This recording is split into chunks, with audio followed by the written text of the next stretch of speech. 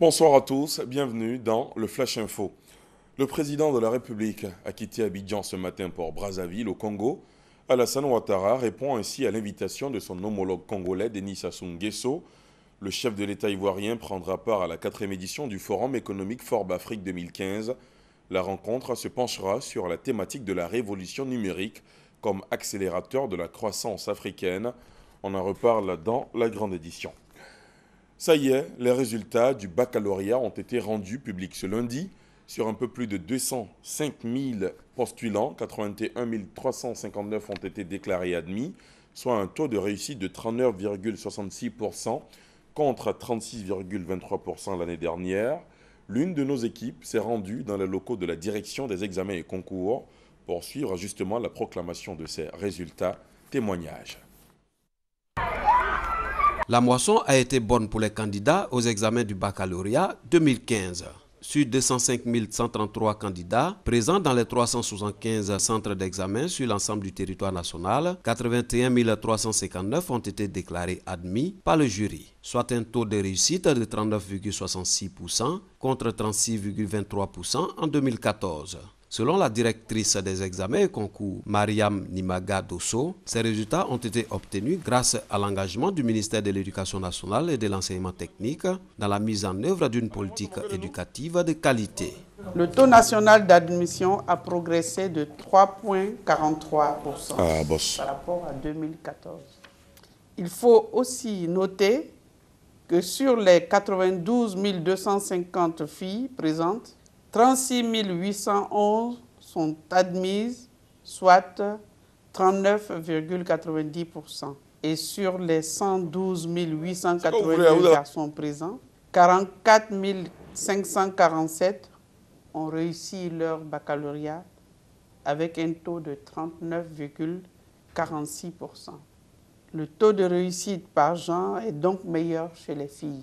La politique de l'école gratuite et obligatoire, la construction de plus de 15 000 salles de classe du primaire, de 170 collèges et le recrutement de plus de 35 000 enseignants de 2011 à 2015 ont permis à l'école ivoirienne d'avoir des fondamentaux assez solides. Également, dans l'actualité ce lundi, la clôture de la première session ordinaire du Parlement ivoirien, une session au cours de laquelle plusieurs lois ont été votées par les députés pour améliorer les conditions de vie des Ivoiriens. Dans son discours de clôture, vous le voyez sur ces images, le président de l'Assemblée nationale, Guillaume Soro, est revenu sur ces lois adoptées d'avril à ce jour. La fin de cette première session parlementaire marque le début de 3 mois de vacances pour les députés ivoiriens à compter de ce lundi. Le ministre des Ressources animales et halieutiques était ce matin dans la commune de Koumassi. Kobenan Kwasi Adjoumani est allé donner le top départ du vaste programme de nettoyage et de désinfection des marchés. L'objectif étant de prévenir l'expansion du foyer de grippe aviaire dans le pays. 57 marchés sont concernés par cette opération dans le district d'Abidjan. À l'étranger, le Sénégal, où s'est ouvert ce lundi le procès d'Hissène Habré, l'ex-président tchadien comparaît pour crimes contre l'humanité, crimes de guerre et torture, refusant de comparaître devant des juges qu'il dit ne pas reconnaître. Hissène Habré y a été conduit manu militari et dans une grande bousculade pendant que ses partisans, eux, étaient expulsés de la salle d'audience. En Turquie, un attentat suicide a fait ce lundi au moins 30 morts et une centaine de blessés. Le drame a eu lieu dans la ville de Suruc, près de la frontière syrienne. Les autorités turques pointeraient du doigt le groupe terroriste État islamique. Si la responsabilité de l'attentat était confirmée, cette attaque serait la première survenue sur le sol turc depuis l'émergence du groupe insurgé qui contrôle depuis plus d'1 an d'importantes parties des territoires irakiens et syriens, notamment près de la Turquie. Le président turc Recep Tayyip Erdogan a condamné l'attentat, dénonçant un acte de terreur. Sachez aussi que très tôt ce matin, des forces aériennes américaines ont tiré sur un barrage tenu par des militaires afghans, provoquant la mort d'une dizaine d'entre eux.